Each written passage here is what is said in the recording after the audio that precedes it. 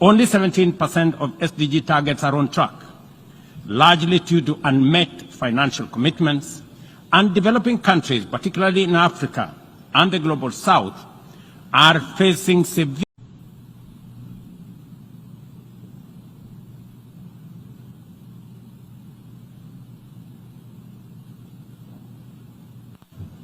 Mr. President, a year ago, I stood before this Assembly urging bold reforms of the UN system to tackle the rapidly evolving and increasingly complex global challenges.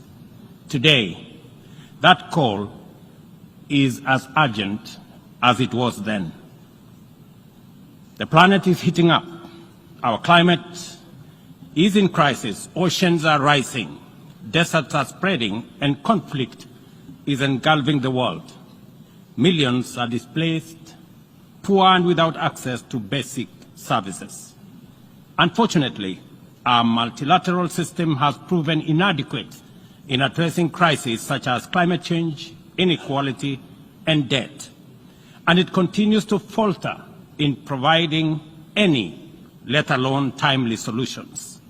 Without immediate action, humanity will face an unprecedented global crisis.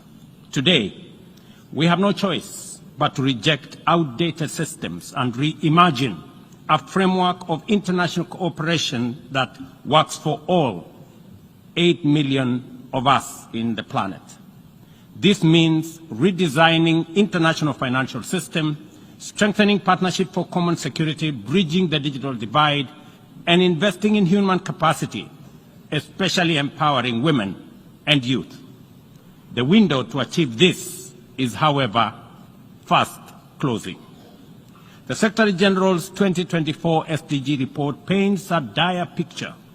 Only 17% of SDG targets are on track, largely due to unmet financial commitments, and developing countries, particularly in Africa and the Global South, are facing severe funding shortages, and the gap is widening. At the 2023 UN SDG Summit, we highlighted the urgent need to overhaul the global financial system.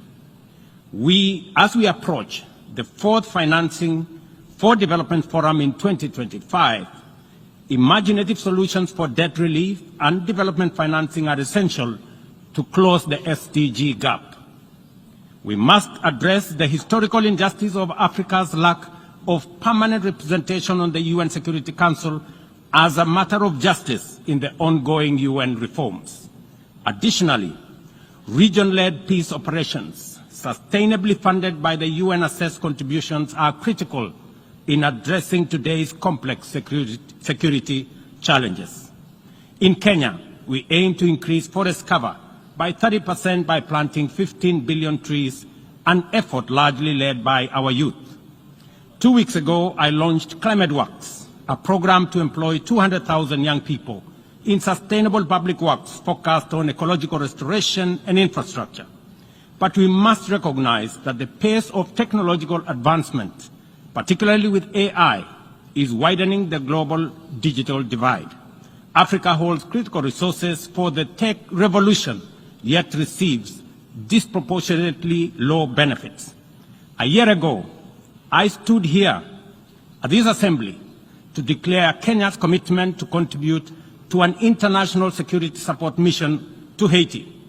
Yesterday, I was in Port-au-Prince to witness the significant progress made by Kenya's Africa-led mission, even with the constraints of limited resources.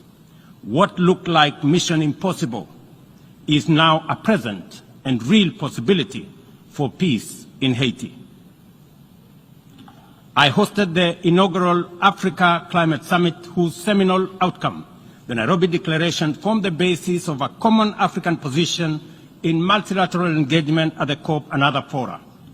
At the world's 21 IDA 21 Replacement Summit in Nairobi in April this year, the 17th AFDB replacement and IMF SDR rechanneling, we, together with African leaders, championed for significant enhancement of the concessional window of affordable financing available for developing countries to provide critical public services, undertake investment in economic transformation, and implement ambitious climate. On the basis of this progress, we have achieved under our current inadequate multilateral institutional framework, I am optimistic about what we can achieve under a radically reconfigured multilateral institutional framework. This is why reforms are an urgent necessity that we cannot delay. The path of the future has been developed through intense negotiations, sustained discourse between members. I take this opportunity.